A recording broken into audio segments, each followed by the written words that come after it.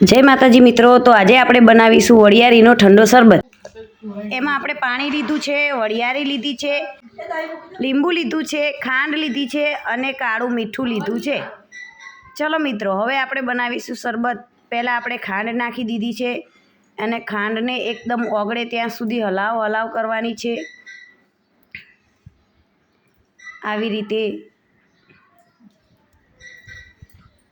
જ્યાં સુધી એકદમ ખાંડ અને પાણી મિક્સ એક થઈ જાય નહીં ત્યાં સુધી આપણે હલાવતા રહેશું।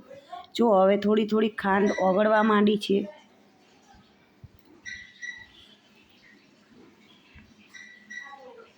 આ રીતના હલાવતા રહેશું। હવે આપણે એમાં કાળું મીઠું એડ કરીશું, પછી વરિયાળી એડ કરીશું।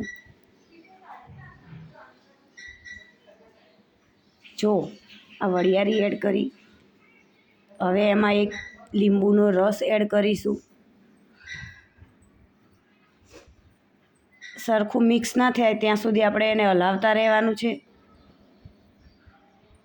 જો મિત્રો, હવે આપણો શરબત રેડી છે। આપણે તેને સર્વ કરીએ। ઉનાળાની તેજ ગરમીમાં આ વરિયાળીનો શરબત બહુ ગુણકારી છે। શરબત પીવાથી સ્ટેમિના રહે છે। જય માતાજી મિત્રો, તમને અમારા વિડીયો ગમતા હોય તો લાઈક કરજો, શેર કરજો।